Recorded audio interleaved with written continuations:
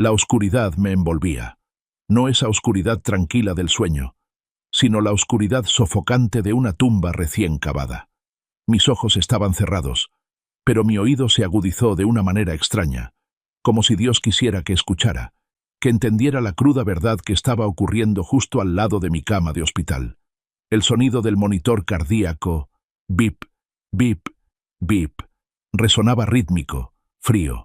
Era el único sonido que probaba que este Roberto todavía respiraba. Pero entonces, una voz rompió ese espacio estéril. Una voz dolorosamente familiar.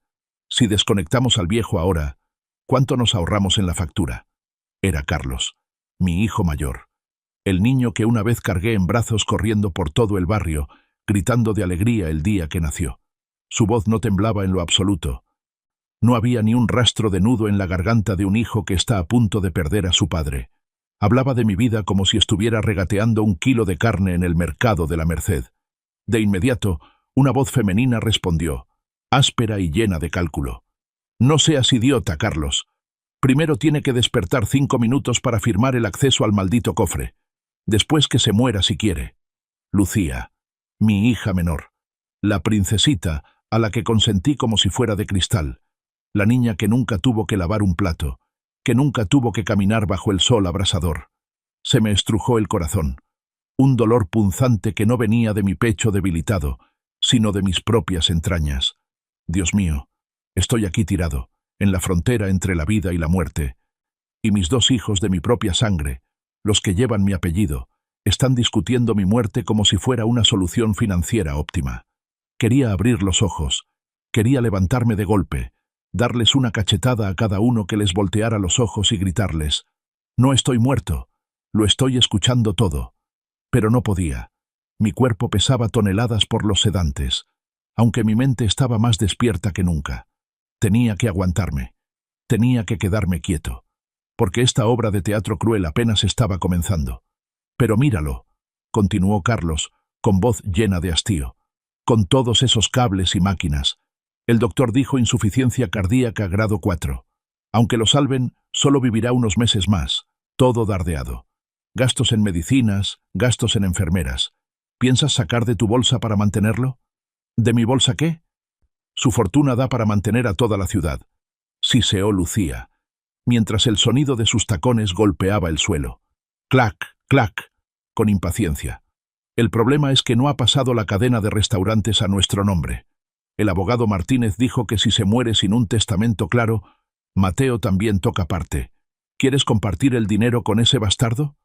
Ni lo menciones, me enferma, escupió Carlos. Mis lágrimas brotaron, calientes, rodando por mis sienes hasta empapar la almohada. Por suerte, en la luz tenue de la sala de cuidados intensivos, no las vieron. O tal vez sí las vieron, pero no les importó. Apreté mis manos bajo la delgada sábana. Sangre hirviendo. Toda mi vida, yo, Roberto Valenzuela, luché contra la pobreza, contra competidores despiadados para construir el imperio, el sazón de Roberto. Nunca me arrodillé ante nadie, pero hoy he sido derribado por mis propias creaciones. Antes de continuar, suscríbete al canal y cuéntanos desde dónde nos escuchas en los comentarios de abajo. La puerta de la habitación se abrió con el leve silbido de las bisagras neumáticas. Una ráfaga de aire frío entró, trayendo consigo el fuerte olor a antiséptico. Era el doctor Saldaña. No solo es mi médico tratante, sino mi viejo amigo y confidente desde hace 30 años. Sentí sus pasos acercándose a la cama. Hizo el movimiento de revisar mis párpados, y en ese breve instante vi su guiño discreto. El plan había sido activado. La situación es muy grave. La voz del doctor Saldaña bajó de tono, seria y urgente. Se giró hacia mis 2 hijos. El señor Roberto necesita una cirugía para reemplazar la válvula cardíaca de inmediato. Si no operamos en las próximas 4 horas, su corazón dejará de latir para siempre. Escuché a Carlos soltar un resoplido, no de preocupación, sino que sonaba como el suspiro de alguien a quien le acaban de asignar más tareas domésticas. Pues opérelo. ¿Para qué nos dice a nosotros? El viejo tiene seguro VIP, dijo Carlos con indiferencia. Ese es el problema. Saldaña hojeó el expediente médico. El sonido del papel crujió con firmeza. La aseguradora se niega a pagar debido a algunas cláusulas de exclusión relacionadas con condiciones preexistentes no declaradas. Además, las cuentas bancarias del señor Roberto fueron congeladas esta mañana por orden de Hacienda para una investigación. ¿Qué?, gritaron las dos voces al unísono. Esta vez sí había emoción real. Pánico por el dinero. ¿Quiere decir que el viejo ahorita no tiene ni un centavo?, preguntó Lucía, con la voz subiendo a un tono chillón. Exactamente así es, respondió el doctor Saldaña con calma. Como un gran actor. El costo de la cirugía es de 500.000 pesos. El hospital requiere el pago en efectivo, o con tarjeta ahora mismo para preparar el quirófano. Las reglas son las reglas. Un silencio envolvió la habitación. Un silencio mortal. Contuve la respiración esperando. Esta es la prueba final. Por favor, hijos, digan que ustedes se encargarán. Digan que el dinero no importa más que la vida de papá. Carlos se aclaró la garganta. El sonido de la tela de su traje rozándose se escuchó cuando cruzó los brazos. ¿500.000 pesos? ¿Está bromeando, doctor? El viejo está podrido en dinero. Tiene millones de dólares en activos. ¿Y ahora quiere que los hijos saquen de su bolsillo para salvarlo? Además, ¿quién asegura que vivirá después de la operación? La tasa de éxito es 50-50, respondió el doctor fríamente. Ahí está. ¿Ves? Lucía saltó, agitando su bolso Louis Vuitton carísimo. ¿Gastar $500,000 por una oportunidad del 50%? Esa es una inversión a pérdida. Además, ando corta de efectivo. Acabo de meter todo mi dinero líquido en ese proyecto de glamping en Tulum. No tengo. Yo igual. Carlos le siguió la corriente de inmediato. Mi dinero está todo en Bitcoin. Si retiro ahora pierdo hasta la camisa. No manches. Nadie vende en pérdidas para pagar cuentas de hospital. Acostado en la cama, mi mano derecha buscó inconscientemente debajo de la almohada. Ahí había un objeto frío y duro. Un cuchillo de cocina con mango de madera viejo. No era un arma para atacar a nadie. Era el primer cuchillo que usé cuando abrí mi puesto de comida callejera hace 40 años. El mango de madera estaba desgastado, con la huella de mi mano marcada en él. La hoja había sido afilada tantas veces que ya estaba diminuta. Lo había metido a escondidas al hospital, escondido bajo la almohada como un amuleto. Me recordaba mi origen, mi sudor y mis lágrimas. Apreté el mango del cuchillo en mi mano, sintiendo cada astilla de la madera raspar mi piel. Dolía, pero ese dolor me ayudaba a mantenerme lúcido ante la crueldad de mis dos hijos biológicos. A ellos no les falta dinero. Carlos acaba de presumir su auto deportivo nuevo la semana pasada. Lucía viaja a Europa 2 veces al mes. Tienen dinero, solo que no tienen ni un peso para mí. En mi falso estupor, los recuerdos me invadieron como una película en cámara lenta. Recordé los días de miseria en los barrios bajos de Iztapalapa. Recordé el olor penetrante a cebolla impregnado en mi pelo, en mi ropa que nunca parecía quedar limpia. Recordé las noches en vela cortando carne, hirviendo huesos con las manos agrietadas, sangrando por las cutículas de tanto estar en el agua. Manos callosas. Esa era mi medalla de honor. Mi esposa, María, esa mujer incansable que murió joven por exceso de trabajo, antes de cerrar los ojos me tomó la mano y me encargó. Roberto, asegúrate de que a los niños no les falte nada, que no sufran como nosotros. Y cumplí esa promesa ciegamente. Puse a Carlos en escuelas internacionales, manejando autos de lujo para ir a clases. A Lucía la vestí de seda, con zapatos de marca desde que aprendió a caminar. Les prohibí acercarse a la cocina porque temía que se ensuciaran, que olieran mal. Usé el dinero para pavimentarles el camino, pero sin querer usé el dinero para vendarles la conciencia. Creé monstruos parásitos, seres que solo saben disfrutar sobre los huesos y la sangre de su padre. De repente recordé la conversación con el abogado Martínez hace 3 años, en mi propia oficina. Ese día, Martínez se acomodó los lentes y me miró con preocupación. Roberto, ¿estás seguro? Esta cláusula número 13 es muy dura. Desheredar permanentemente si los hijos muestran ingratitud o abandonan a los padres en momentos de peligro. En ese momento me reí y le di una palmada en el hombro a mi viejo amigo. Ay, no te preocupes tanto, hombre. Mis hijos son vagos, pero me quieren mucho. Esta cláusula es solo para asustarlos. Sangre es sangre. Nunca me abandonarían. Caray, mi ingenuidad de aquel entonces se ha convertido en el cuchillo que ahora me corta el corazón. Resulta que Martínez tenía razón.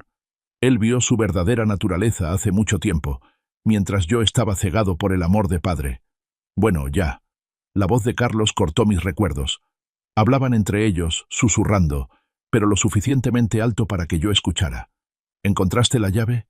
Ya revisé todos los bolsillos de su pantalón y del saco, y nada. Todavía no, refunfuñó Lucía. ¿Y si el viejo la escondió en los calcetines? Levántale la pierna a ver. Sentí la mano helada de Carlos meterse bajo la sábana, toqueteando mi tobillo. No estaba revisando si mis pies estaban fríos o hinchados. Solo buscaba la llave de la caja fuerte. «No está. Maldita sea», maldijo Carlos. Seguro se la dio al abogado. Viejo astuto. Me quedé quieto, con la mano aún aferrada al cuchillo de madera bajo la almohada. Sí, papá está viejo, pero no está senil, hijos míos.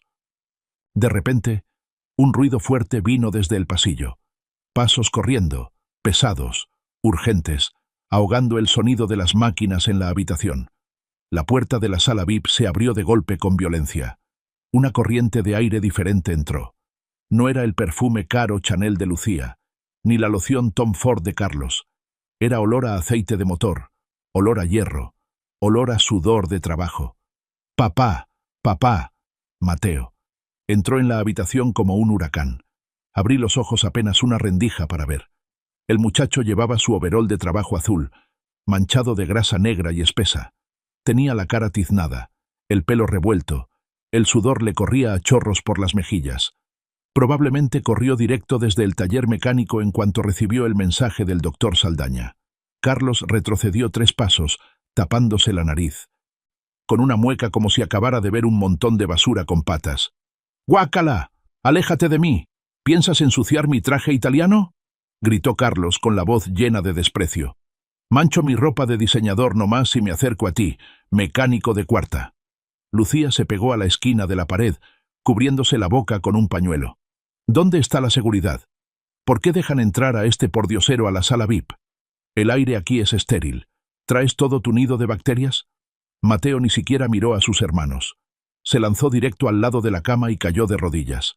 Sus 2 manos negras, agrietadas y con grasa incrustada en las uñas, tomaron mi mano izquierda, la que no tenía el catéter.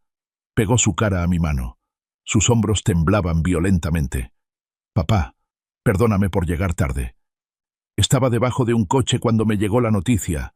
Papá», lloraba. Sus lágrimas calientes caían sobre mi mano, mezclándose con las manchas de aceite.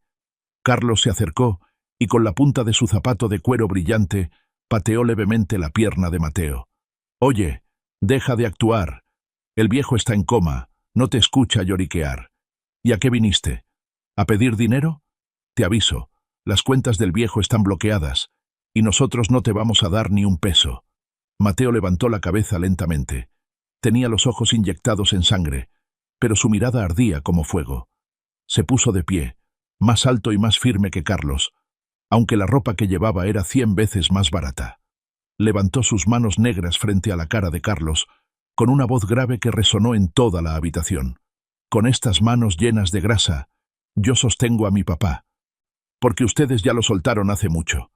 Esa frase fue como una bofetada colosal. Carlos se quedó atónito por un segundo, con la cara roja de ira pero sin encontrar palabras para responder. Yo yacía ahí, con el corazón latiendo fuerte en mi pecho. «Así es, hijo. Ese es el temple de un verdadero hombre. Ese es un hijo de Roberto». Mateo se giró hacia el doctor Saldaña, sin dudar. «Doctor, ¿qué tiene mi papá? ¿Qué se necesita para salvarlo?» «Necesita cirugía urgente, Mateo», dijo Saldaña, suavizando la voz notablemente en comparación con cuando hablaba con los otros 2. «Pero el costo es muy alto. 500.000 pesos. Hay que pagar ya». Mateo se quedó paralizado. 500.000 pesos. Para un mecánico, eso era una fortuna de toda la vida. Yo sabía que en su cuenta de ahorros para la boda solo tenía unos 200.000 pesos que había juntado durante los últimos 5 años. Carlos soltó una risita burlona y torcida. «¿Ves? Escuchaste la cifra y te hiciste en los pantalones, ¿verdad? Mejor vete a arreglar bicicletas. Los asuntos de la familia los arreglamos nosotros». «¿Ustedes los arreglan?». gruñó Mateo. ¿Los arreglan discutiendo desconectar el respirador? Lo escuché todo desde afuera. Lucía levantó la barbilla. ¿Y qué? Esa es la solución humanitaria. Nosotros somos realistas. Tú solo tienes pura boca. El doctor Saldaña miró su reloj, aumentando la presión. No queda mucho tiempo.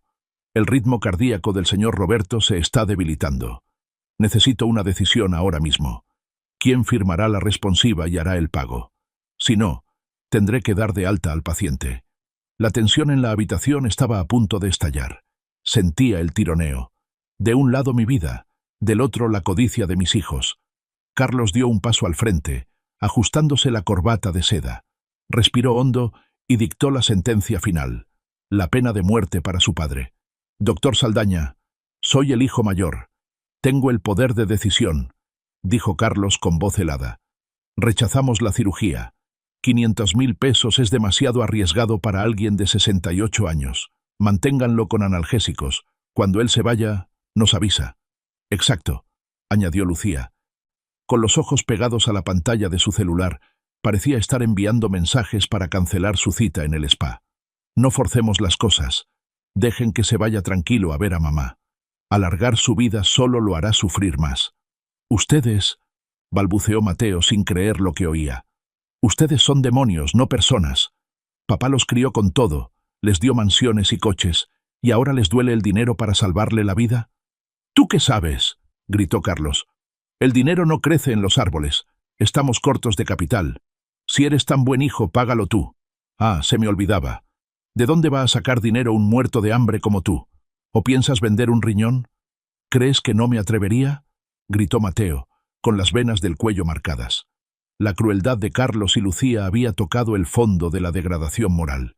No solo se negaban a salvarme, sino que se burlaban de la impotencia de Mateo. Despreciaban mi vida y la dignidad de su hermano menor. Yo yacía ahí, con la sangre hirviendo, pero al mismo tiempo sentía una liberación. El último hilo de afecto que me ataba a mis 2 hijos biológicos acababa de ser cortado por sus propias manos. Ya no había remordimientos, ya no había lástima. Ahora solo era una guerra. Y yo, Roberto Valenzuela, nunca he perdido una guerra para la que me haya preparado bien. Está bien, dijo Mateo de repente, con una determinación inusual. Se volvió hacia el doctor Saldaña. Doctor, por favor mantenga vivo a mi papá. Deme 1 hora. Lo juro, traeré el dinero. ¿1 hora? El doctor frunció el ceño. ¿Vas a asaltar un banco? No. Mateo se secó las lágrimas. Sus ojos brillaban con una determinación de hierro. Tengo una manera. Por favor, doctor, no desconecte el respirador. Se lo suplico. Juntó las manos, rogándole al doctor, y luego dio media vuelta y salió corriendo de la habitación, dejando atrás las risas burlonas de sus hermanos. Quería gritar: ¡Corre, hijo! ¡No decepciones a papá! Pero seguí inmóvil, apretando el cuchillo de madera.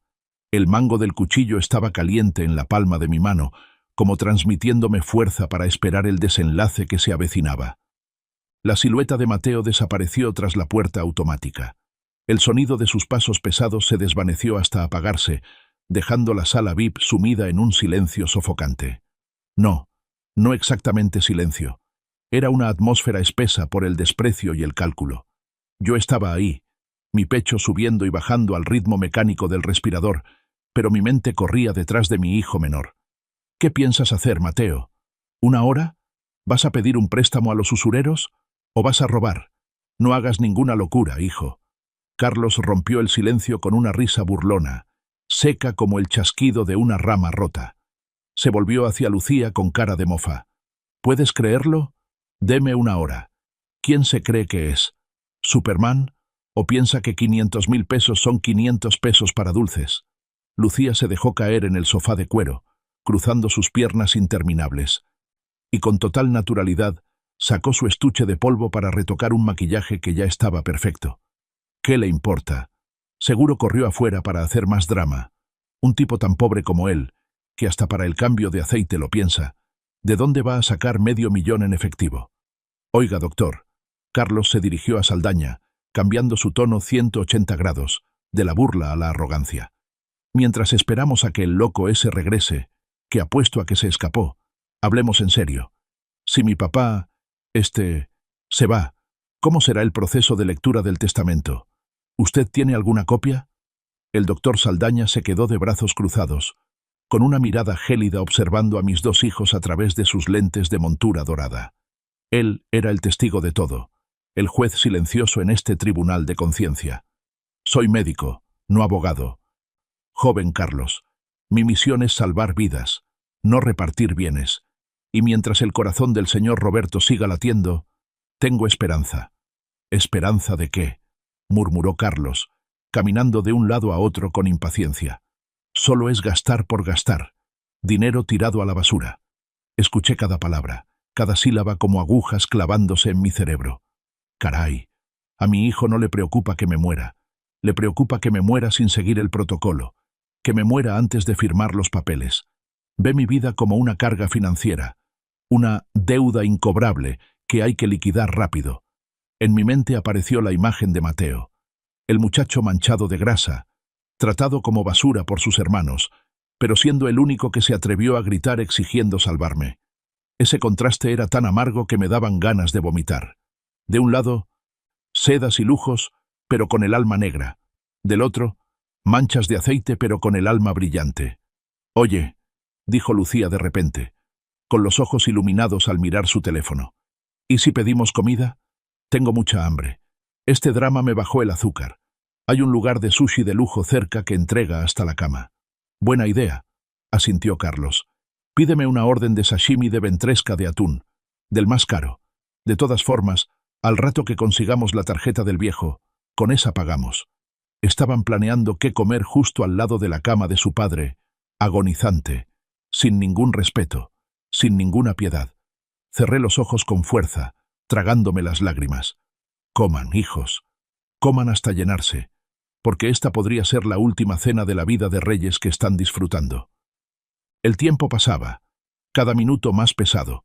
Habían pasado 30 minutos desde que Mateo se fue. La paciencia de Carlos y Lucía parecía haberse agotado. «Ese tipo no va a volver». Carlos miró su reloj y chasqueó la lengua. Se fugó. Seguro le dio miedo y salió corriendo. «Pues olvídalo». Lucía se levantó y se acercó a mi cama. «Hermano, el doctor salió un momento. ¿Y si buscamos bien otra vez? Tengo la sospecha de que el viejo esconde la llave de la caja fuerte en su ropa. Es tan desconfiado que ni duerme». «Buena idea». Carlos sonrió con malicia. «Última revisión. Si encontramos la llave o algún código, nos largamos. Que el hospital se encargue del viejo». Y entonces sentí la violación más burda de mi vida. La mano de Lucía, con sus uñas largas de manicura elaborada, se metió en el cuello de mi camisa, toqueteando en busca de una cadena. Arrancó violentamente los botones de mi pijama, dándome vueltas como si inspeccionara mercancía defectuosa. «No hay cadena, solo este cordón rojo barato». Lucía hizo un puchero. Arrancó el hilo rojo que llevaba en el cuello, un amuleto de la suerte que la mamá de Mateo pidió para mí en el templo el año pasado, y lo tiró al suelo como si fuera basura. Más abajo, Carlos empezó a rebuscar en los bolsillos de mi pantalón. Apretujaba cada pliegue de la tela, levantando las sábanas. Sus manos estaban heladas, sin una pizca de calor familiar. «Maldita sea, ¿qué es esto duro debajo de la almohada?», exclamó Carlos de repente cuando su mano tocó debajo de mi cabeza. Mi corazón se detuvo un instante. El cuchillo. Había tocado mi viejo cuchillo de cocina. Si lo saca, verá mi locura. O peor, lo usará para cortar el último rastro de respeto. Pero por suerte, solo tocó el mango de madera. «¿Qué demonios es esto? ¿Un pedazo de madera?». Carlos hizo una mueca, a punto de sacarlo. Justo en ese momento, la alarma del monitor cardíaco sonó. «¡Bip! ¡Bip! ¡Bip!», sin parar. Había aguantado la respiración a propósito, tensando el cuerpo para alterar mi ritmo cardíaco. Un pequeño truco que aprendí en mis días de meditación. «¡Ah! Al viejo le está dando algo». Carlos saltó del susto, retirando la mano como si se hubiera quemado. «¡Mierda! No te mueras ahora. No he encontrado la llave. Llama al doctor. Llama al doctor rápido», gritó Lucía, pero retrocedió alejándose de la cama, temerosa de que la muerte se le pegara. El doctor Saldaña entró corriendo. Miró el monitor y luego me miró a mí. Yo relajé el cuerpo para que el ritmo cardíaco volviera a la normalidad, aunque seguía débil. Entendió la señal de inmediato. «Familiares fuera. No toquen al paciente. Lo están alterando», gritó Saldaña, empujando a Carlos lejos. Carlos jadeaba, tocándose el pecho. Nosotros solo le estábamos acomodando la almohada». «Mentirosos», grité por dentro. «No estabas acomodando la almohada. Estabas cavando mi tumba». En ese momento me di cuenta de una verdad dolorosa hasta los huesos. Mientras un hijo, adoptivo, corría contra la muerte vendiendo su propia vida para salvarme, mis dos hijos de sangre aprovechaban mi momento más débil para despojarme de lo poco que me quedaba. Esta traición ya no era una sospecha, era una prueba irrefutable. Era la sentencia de muerte para el amor paternal que había intentado sostener durante tantos años. Exactamente en el minuto 58. La puerta de la habitación se abrió de par en par una vez más. Esta vez, Mateo no entró corriendo.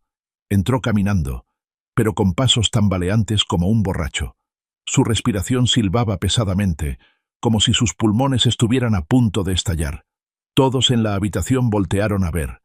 Carlos tenía un pedazo de sushi de atún en la mano y se quedó con la boca abierta. Lucía se atragantó con su jugo de naranja a medio beber. Mateo se acercó al escritorio del doctor Saldaña. No dijo nada. Simplemente dejó caer sobre la mesa una bolsa de lona vieja, la que solía usar para guardar sus llaves inglesas. El sonido del metal golpeando la mesa hizo un clop, pero lo de adentro no era hierro. Abrió la bolsa con manos temblorosas. Fajos de billetes viejos, arrugados, manchados de aceite y con olor a gasolina. Había billetes de 500, de 200, incluso puñados de billetes de 50 pesos amarrados con ligas. «Cuente», dijo Mateo, con la voz ronca y la garganta seca. 200.000. El dinero de los ahorros para mi boda. Lo saqué todo. Carlos soltó una carcajada, una risa ácida. ¿200.000? ¿Es broma? El doctor dijo 500.000, ¿no? ¿Piensas pagar la vida de papá en abonos? Mateo ni siquiera miró a Carlos. Metió la mano en el bolsillo de su camisa, cerca del corazón, y sacó una hoja tamaño carta doblada en 4, con los bordes desgastados. Alisó el papel sobre la mesa, junto al montón de dinero. Era un contrato de compraventa. La tinta de la firma aún estaba fresca. ¿Y esto? Mateo tragó saliva. Sus ojos estaban rojos, pero no lloraba. 300.000 más. Acabo de vender el taller. Venta total. Con herramienta.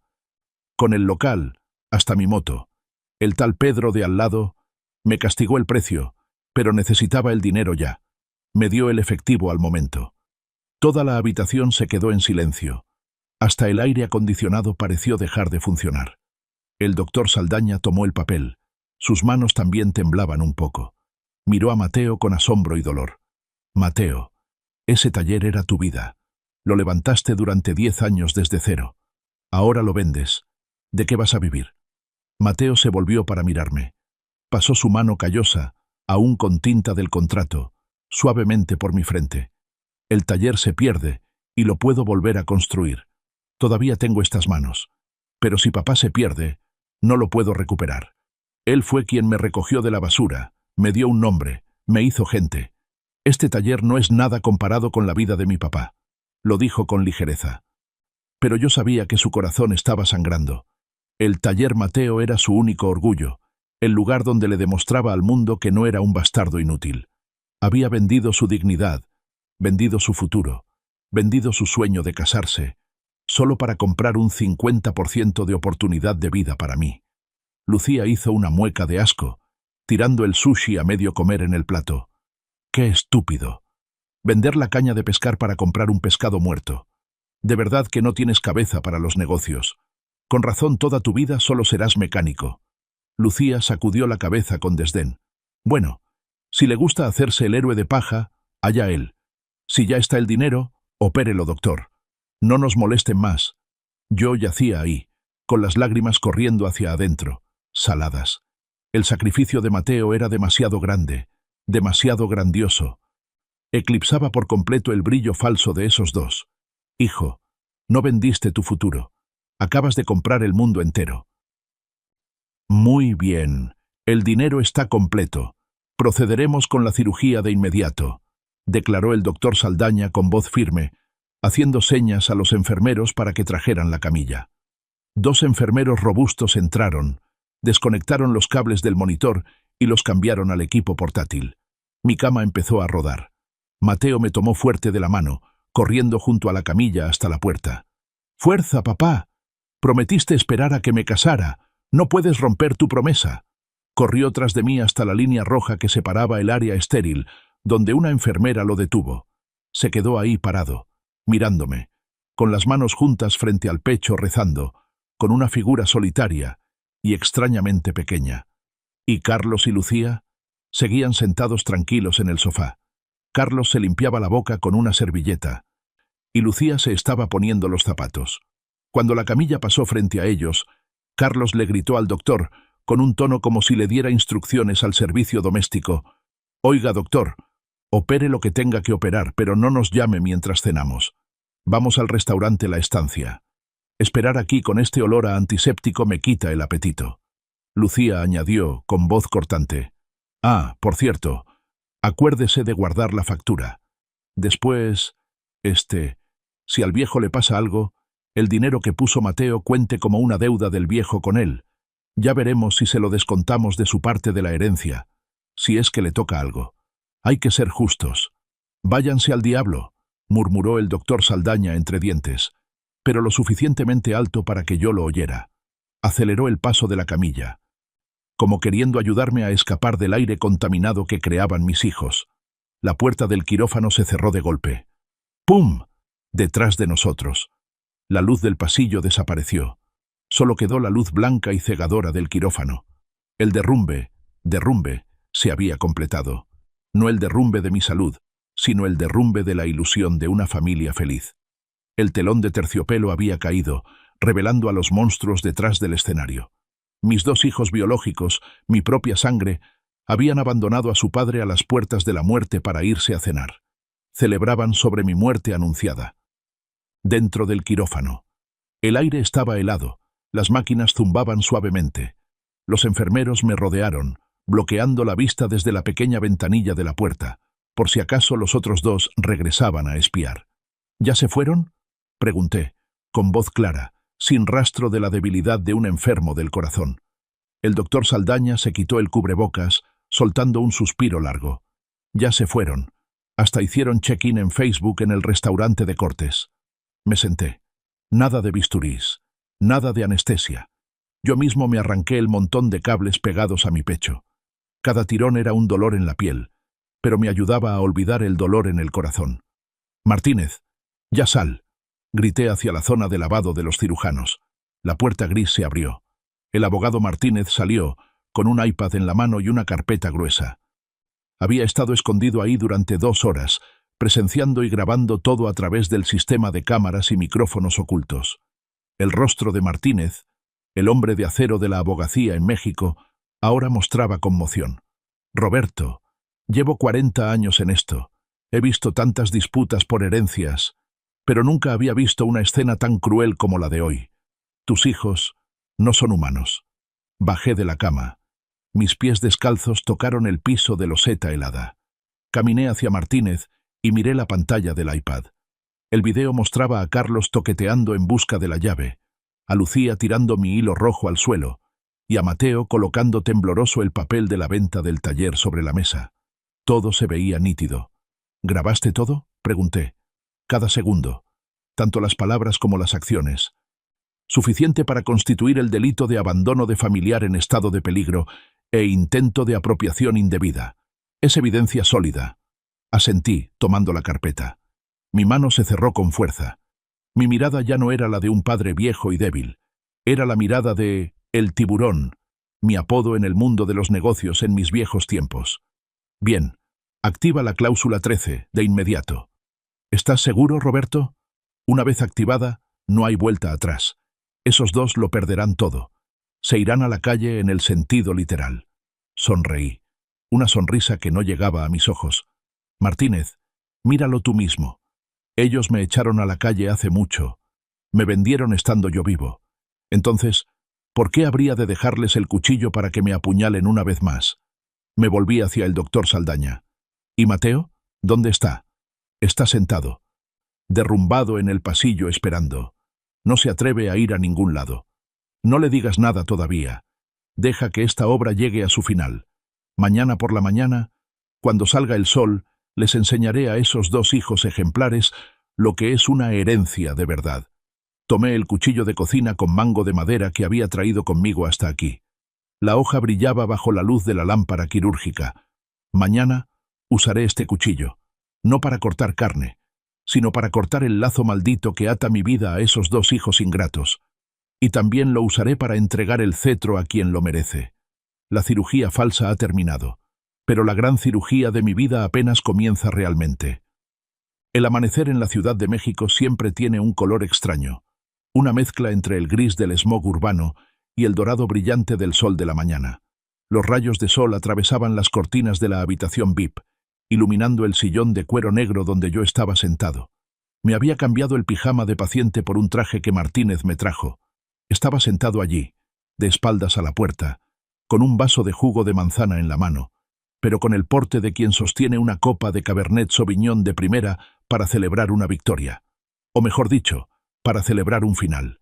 El reloj marcó las 8 de la mañana, justo la hora de visita que había programado el doctor Saldaña. La puerta se abrió. Escuché pasos familiares, pero esta vez había algo diferente.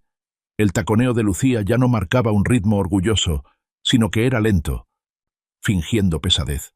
«Doctor Saldaña», resonó la voz de Carlos, bajando un tono, tratando de sonar afligido. «¿Mi papá ya estuvo? Quiero decir, ¿ya se fue?» Escuché a Lucía sorberse la nariz. «Pobrecito papá, seguro sufrió mucho anoche. No pudimos dormir nada, nos la pasamos rezando». «Mentirosos».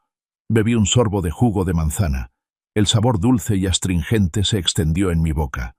No durmieron porque estaban ocupados comiendo cortes de carne y calculando cuánto dinero les iba a dejar. El doctor Saldaña, que estaba de pie frente a mí y frente a la puerta, se ajustó los lentes. «¿Llegaron tan temprano? ¿Ya están preparados mentalmente?»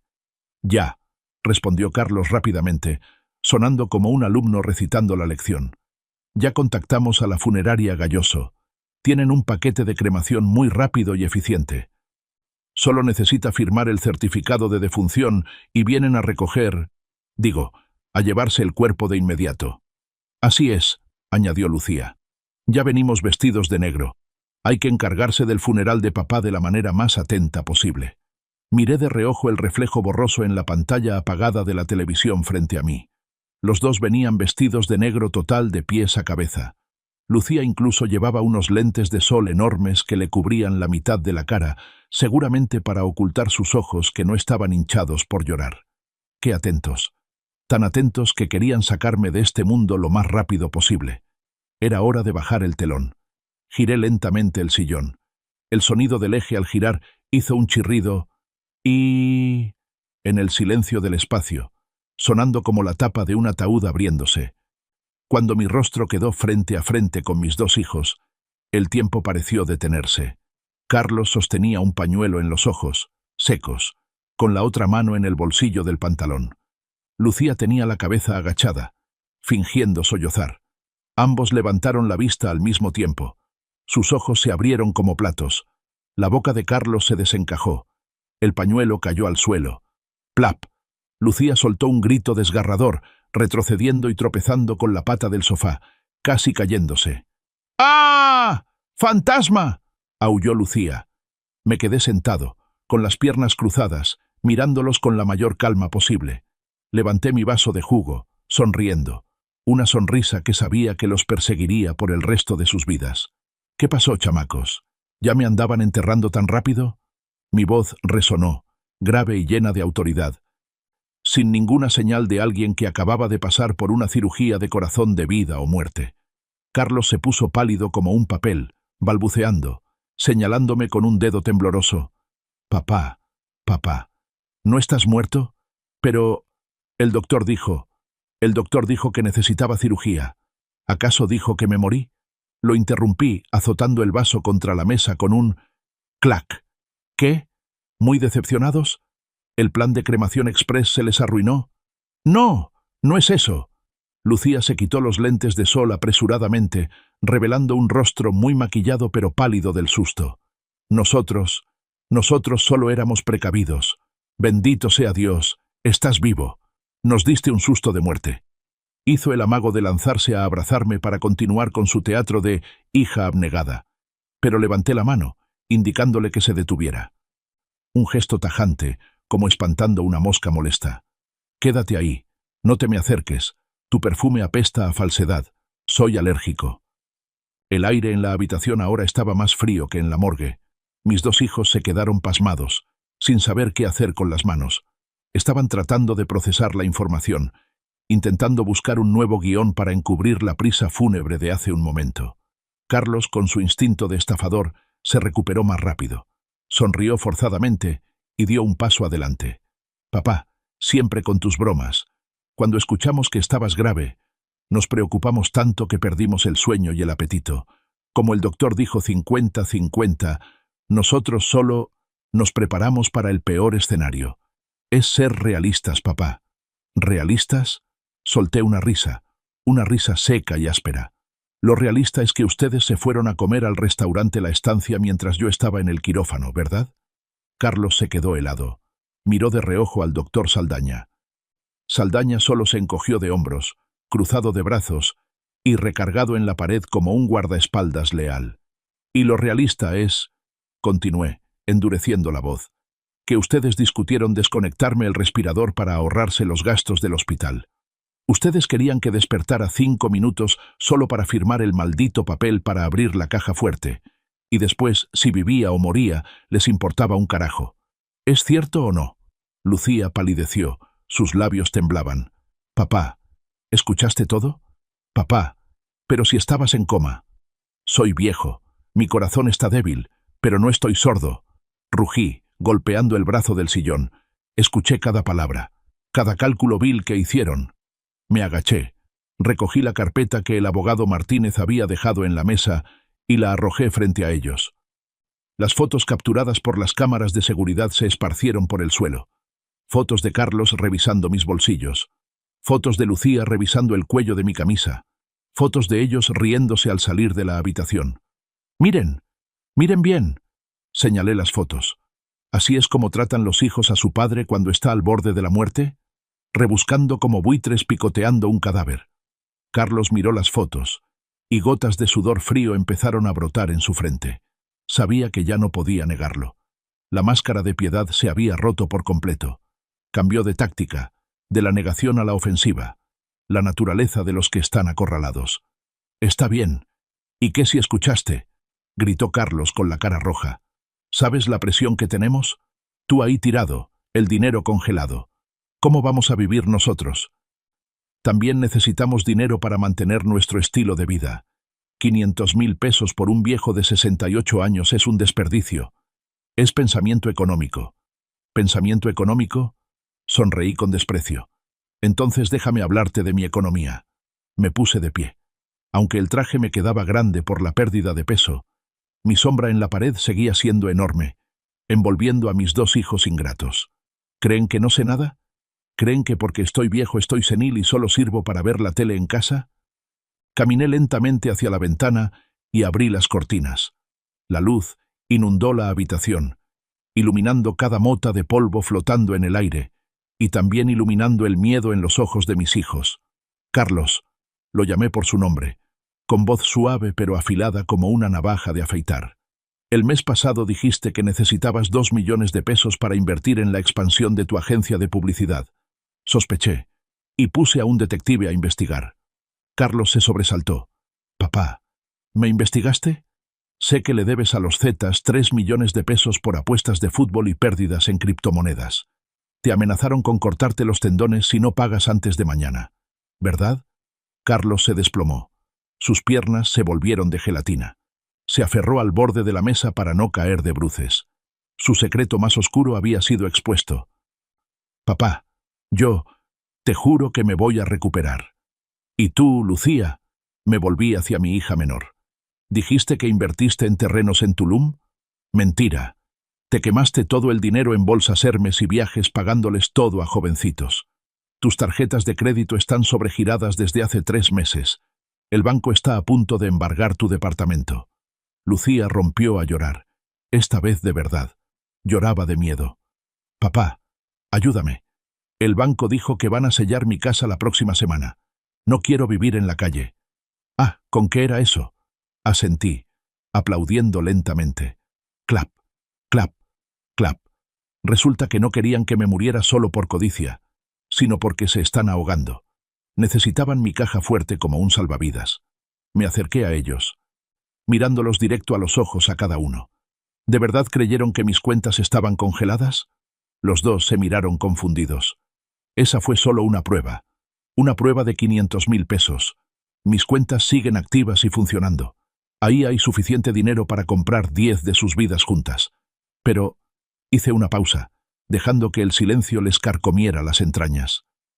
Prefiero usar ese dinero para caridad, para alimentar perros callejeros, antes que dárselo a quienes quieren matarme para pagar deudas de juego. Carlos se rebeló desesperado. Papá, no puedes hacer eso. Tienes mucho dinero. Sálvame solo esta vez. Soy tu hijo biológico. Soy sangre de tu sangre. ¿Sangre de mi sangre? Hice una mueca. Mi sangre no es tan cobarde. Justo en ese momento, la puerta de la habitación se entreabrió. El abogado Martínez entró, seguido por Mateo. Mateo seguía con el mismo overol sucio de ayer, pero se había lavado la cara. Tenía los ojos hinchados y una expresión perdida. Aún no sabía qué estaba pasando. Solo pensaba que yo había fallecido o que había ocurrido algo grave. Al verme ahí parado, firme en medio de la habitación, Mateo se detuvo en seco. Se frotó los ojos, sin creer lo que veía. «¿Papá? ¿Papá? ¿Ya puedes caminar?» Sonreí, una sonrisa genuina, cálida y amable. Una sonrisa que no le había dedicado a nadie en años. «Ven acá, hijo». Mateo corrió y me abrazó con fuerza. Lloraba con hipidos como un niño pequeño. No preguntó por el dinero, no preguntó por el testamento. Solo tocaba mis hombros, mis manos. «Estás vivo. El doctor dijo que estás bien». «Gracias a Dios. Yo pensé... Le di unas palmaditas en la espalda, sintiendo el olor familiar a aceite de motor. El olor del trabajo honesto. «Estoy bien. Todo gracias a ti». Solté a Mateo y me volví para mirar a Carlos y Lucía, que estaban parados como estatuas de piedra en la esquina. La envidia y el odio ardían en sus ojos. «Martínez, lee», ordené. El abogado Martínez abrió su maletín y sacó un documento con sellos rojos. Declaró con voz potente: «Según el último testamento redactado esta mañana, y conforme al contrato de transferencia de bienes con efecto inmediato, el señor Roberto Valenzuela decide transferir el 100% de las acciones de la cadena de restaurantes El Sazón de Roberto, junto con la propiedad de la mansión en la zona de Polanco y todo el saldo en las cuentas bancarias personales, al único beneficiario, el señor Mateo Valenzuela». Fue como un rayo cayendo en seco. Carlos gritó: «¿Qué? ¡Estás loco! Él es adoptado. Es un recogido de la basura. ¿Por qué él se queda con todo y nosotros con nada?» Mateo también se asustó, agitando las manos. «No, papá. No lo necesito. Solo quiero que vivas. Además, ya vendí el taller. Trabajaré de empleado para mantenerte. No sé administrar restaurantes». Miré a Mateo con firmeza. «Mateo, escúchame bien. No perdiste el taller. Ya lo recuperé para ti. Pagué el doble para que el tal Pedro no se atreva a decir ni pío nunca más». Los ojos de Mateo se abrieron de par en par. «Pero», continué, con voz cálida, «no solo recuperas el taller. Has demostrado que eres el único digno de heredar mi legado». Metí la mano bajo la almohada de la cama vacía y saqué el objeto que había escondido bien desde el principio. El viejo cuchillo de cocina con mango de madera. Sostuve el cuchillo con ambas manos, con reverencia como si sostuviera una espada sagrada, y se lo entregué a Mateo. «Tómalo. Este es el cuchillo que usé para cortar las primeras cebollas, para cortar los primeros trozos de carne cuando empecé. Es barato, es viejo, pero es afilado y leal, justo como tú». Mateo recibió el cuchillo temblando. Su mano callosa apretó con fuerza el mango desgastado. Entendió el significado de este objeto. No era un bien material, era una responsabilidad. Era el alma de El Sazón. Úsalo para cocinar platos deliciosos para el mundo. Nunca lo uses para apuñalar por la espalda a tu familia, como lo hicieron tus hermanos conmigo. Mi frase fue como un balde de agua hirviendo arrojado directamente a la cara de Carlos y Lucía. Mateo, no perdiste tu taller. Lo ganaste multiplicado por 1000. El silencio se rompió con un rugido de locura. Carlos no pudo soportarlo más. El shock de perder una fortuna inmensa, sumado a la presión de las deudas y los celos acumulados por años, lo convirtieron en una bestia. ¡Maldito bastardo! Carlos se abalanzó sobre Mateo. Ya no era el director creativo elegante, era un demente. Agarró a Mateo por el cuello de la camisa y le dio un puñetazo fuerte en la cara a su hermano menor. «Engañaste a mi papá, le diste algún brebaje para atontarlo, devuélveme mi dinero, te voy a matar». Mateo fue tomado por sorpresa, se tambaleó hacia atrás, pero mantuvo el cuchillo agarrado con fuerza, apuntando al suelo para no herir a nadie. No devolvió el golpe, solo levantó las manos para bloquear. «Carlos, cálmate. Cálmate mis narices. Lo perdí todo. Por tu culpa». «Por tu culpa». Carlos aulló, agarrando un florero de cristal de la mesa con la intención de rompérselo en la cabeza a Mateo. «¡Detente!», grité, intentando lanzarme a detenerlo, pero mi salud aún no me lo permitía. Pero no hizo falta que yo interviniera. La puerta de la habitación se abrió de golpe. 2 guardias de seguridad enormes, que Martínez ya había colocado afuera, irrumpieron. Derribaron a Carlos contra el suelo frío con profesionalismo. El florero cayó al suelo haciéndose añicos. ¡Crash!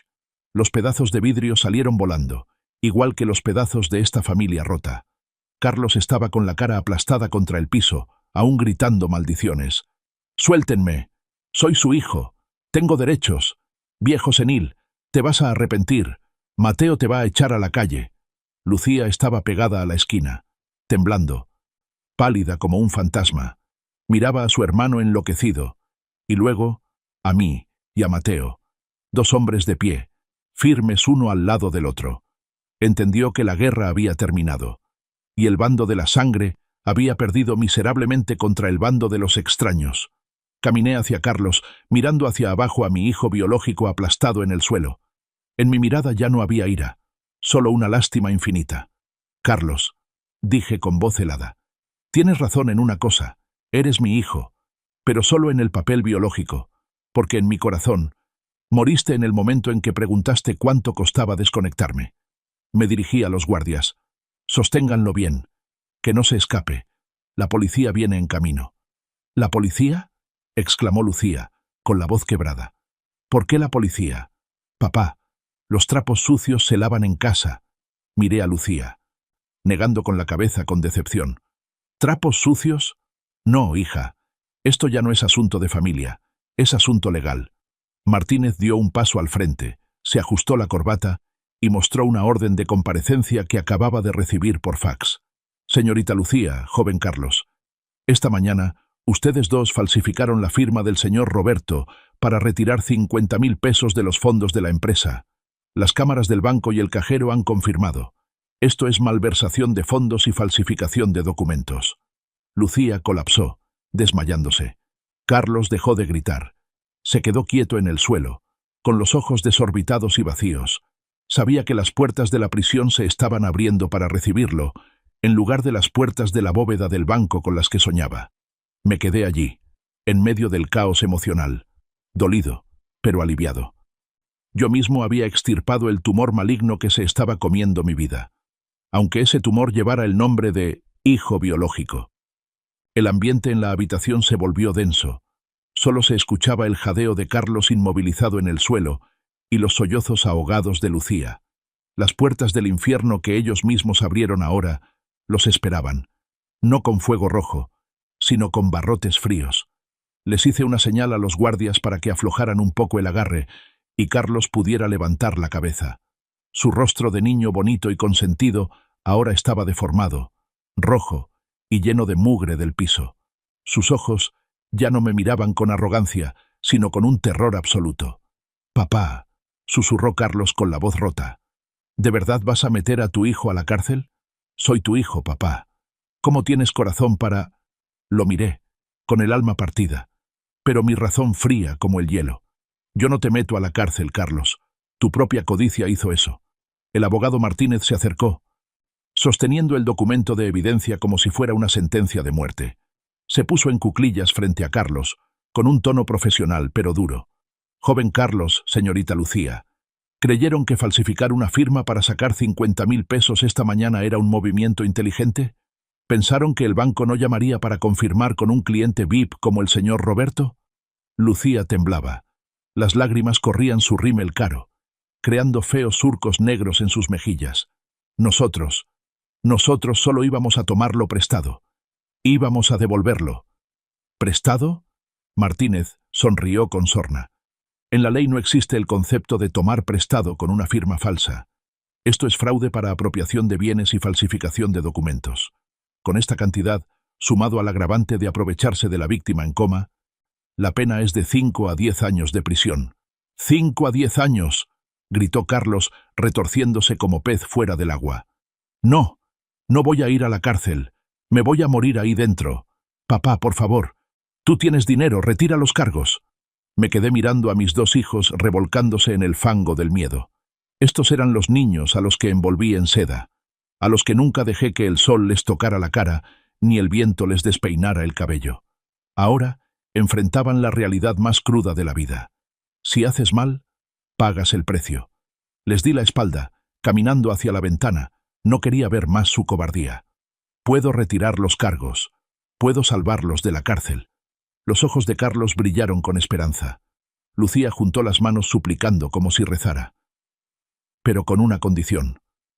Me di la vuelta, con la mirada tan afilada como la hoja del cuchillo en la mano de Mateo. Tienen 2 opciones.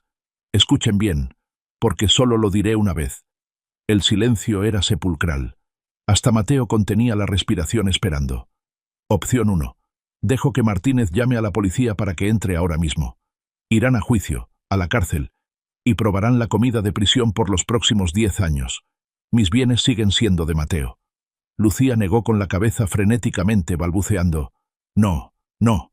La opción 2, papá. ¿Cuál es la opción 2? Opción 2. Respiré hondo, tragándome el dolor. Retiro los cargos. No pisarán la cárcel.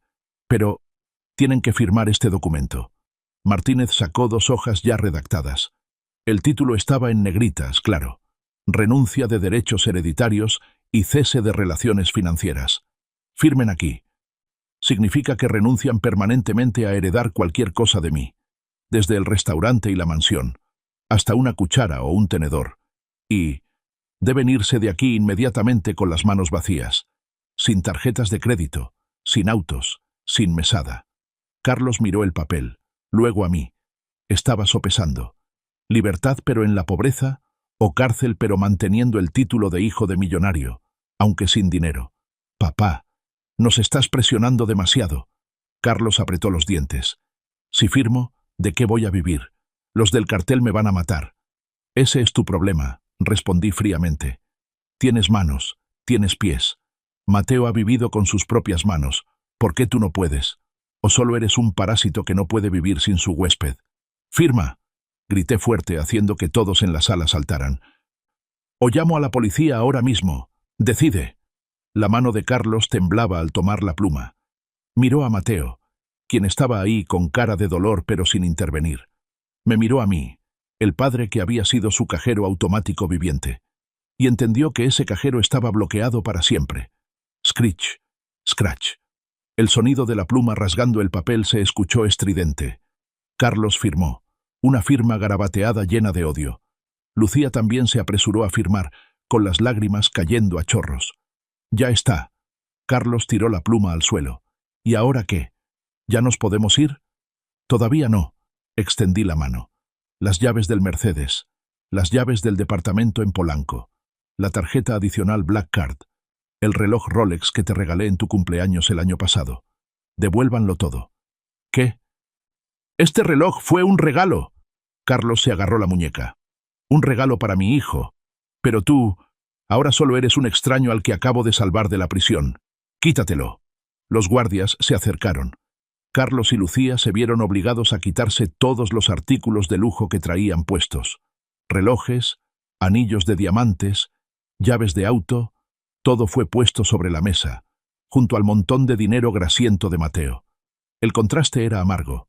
Un montón eran diamantes fríos e indiferentes.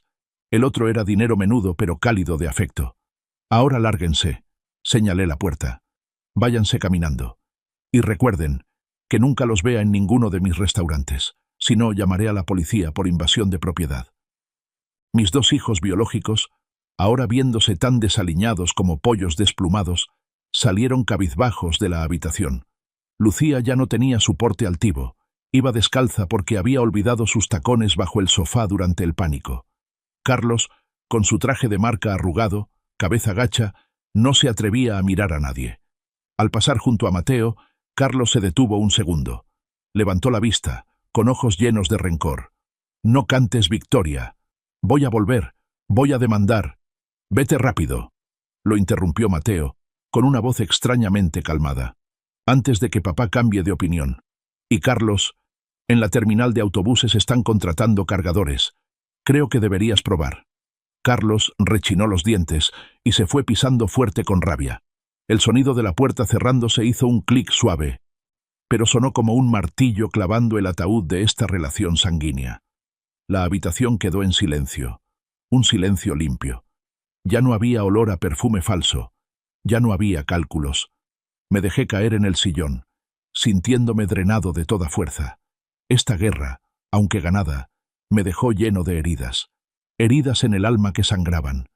Mateo se acercó y se arrodilló a mis pies. Aún sostenía el cuchillo de cocina con mango de madera en su mano. «Papá, ¿estás bien? ¿Te arrepientes?»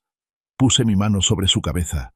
Su cabello estaba tieso por el gel barato y el polvo de la calle, pero para mí en ese momento era más suave que cualquier seda. ¿Arrepentirme? Claro que sí, suspiré mirando por la ventana. Me arrepiento de no haberlos educado bien hace 20 años. Me arrepiento de haber dejado que el dinero pudriera su calidad humana. Mis lágrimas volvieron a brotar. Esta vez no las contuve. Lloraba por el fracaso de un padre. Lloraba por los dos hijos descarriados que acababan de salir de mi vida para entrar en la maleza. Mateo también lloraba. Recargó su cabeza en mi rodilla. «Yo te voy a cuidar, papá. No dejaré que estés triste». Le levanté la cara, usando mi pulgar para limpiar la lágrima mezclada con grasa en su mejilla. «No llores, hijo. Los hombres solo lloran cuando pican cebolla. Y como tú eres el futuro chef principal, tienes que acostumbrarte a picar cebolla». Padre e hijo nos miramos y sonreímos. Una sonrisa torcida pero cálida. Afuera, el sol ya estaba alto, proyectando rayos dorados brillantes en la habitación, disipando la oscuridad de la larga noche. Un mes después, el restaurante El Sazón de Roberto, la sucursal principal en el centro de la Ciudad de México, brillaba con sus luces. Los clientes entraban y salían. El sonido de los cubiertos chocando, las risas, el aroma del famoso mole poblano llenaba el espacio. Yo estaba en el segundo piso, en la oficina de gerencia con paredes de cristal, mirando hacia abajo. Mateo estaba en el área de la cocina abierta, Open Kitchen. No llevaba traje de dueño. Llevaba su uniforme de chef blanco inmaculado, con su gorro alto. En su mano tenía mi viejo cuchillo de mango de madera, cortando carne de res ágilmente con la técnica experta que le enseñé durante el último mes. Sonreía a los empleados, saludaba a los clientes. Sus ojos brillaban de alegría. El personal lo respetaba, no porque fuera mi hijo, sino porque era el que llegaba más temprano y se iba más tarde, el que estaba dispuesto a arremangarse para lavar platos si faltaba gente. Bebí un sorbo de vino tinto. Esta vez era vino de verdad, delicioso. Me acerqué al gran ventanal de piso a techo, mirando la calle bulliciosa afuera. Al otro lado de la calle, frente a la elegancia de mi restaurante, había una taquería callejera de mala muerte, con humo de grasa saliendo a borbotones, y ahí vi una imagen dolorosamente familiar. Un hombre demacrado, con un delantal mugriento, estaba agachado lavando una pila enorme de platos en una tina de agua negra. Era Carlos. Ya no tenía su aspecto acicalado. El pelo revuelto, sus manos que antes llevaban Rolex ahora estaban rojas por el detergente barato. Lavaba mientras la dueña del puesto le gritaba por romper un plato. Junto a él, una chica servía platos de tacos calientes, sudando a chorros que le corrían el maquillaje barato de la cara. Lucía. Un cliente borracho le tocó el trasero, pero ella solo se atrevió a esquivarlo débilmente, sin atreverse a cachetearlo como en los viejos tiempos. Necesitaba la propina. Necesitaba el trabajo para pagar la renta de su cuarto miserable y esconderse de las deudas. En el cristal de mi restaurante de lujo, mi reflejo, un anciano elegante y pleno, se superponía a la imagen real de mis dos hijos biológicos luchando en el fondo de la sociedad, al otro lado de la calle. Un cuadro de contraste cruel pero justo. No sentía regocijo. Tampoco sentía ganas de salvarlos. Solo sentía la calma de la ley de causa y efecto. Mateo subió a la oficina y me vio mirando hacia afuera. Él también siguió mi mirada, viendo a sus hermanos sufriendo. «Papá», Mateo dudó, «¿y si les damos una oportunidad? ¿Que regresen como ayudantes de cocina? Míralos. Dan pena». Me di la vuelta, mirando a Mateo directo a los ojos. Mi mirada era severa pero llena de amor. «No, Mateo, no les quites la lección más valiosa de sus vidas». Señalé hacia el cristal. «Están estudiando la universidad, hijo. La universidad llamada vida. La colegiatura es la pobreza y la humillación. Solo cuando prueben suficiente de esa amargura, sabrán apreciar la dulzura del dinero ganado honestamente. Ayudarlos ahora es hacerles daño otra vez». Mateo asintió, comprendiendo. Apretó el cuchillo en su mano y regresó a la cocina. Me quedé ahí un momento más, viendo a Carlos tirar un plato y cómo le descontaban del sueldo. Levantó la vista hacia mi restaurante y su mirada se encontró con la mía a través del cristal. En sus ojos había un arrepentimiento tardío, el anhelo del paraíso que él mismo había incendiado. Cerré las cortinas, ocultando ese pasado doloroso. Me di la vuelta, caminando hacia la luz cálida de la cocina, donde mi verdadero hijo estaba creando platos que traían felicidad a la gente. Miré a la cámara, rompiendo la cuarta pared, diciendo las últimas palabras a la audiencia, con voz grave, lenta, impregnada de sabor a vida y picante como un chile habanero. A veces, Dios te quita a tus hijos de sangre, no para castigarte, sino para dejar espacio a los ángeles que sí lo merecen. Y en cuanto a mis dos hijos, el destino cobró por mí la deuda que nunca tuve el valor de cobrar. Al final, el precio de su ambición ciega fue perder el resto de sus vidas. La pantalla se oscurece. Solo queda el sonido tss, tss, alegre de la carne asándose en las brasas. Si esta historia te ha cautivado, dale like al video, suscríbete al canal y comparte tus pensamientos en los comentarios. Para escuchar la siguiente historia, haz clic en el recuadro a la izquierda de la pantalla. Gracias por vernos.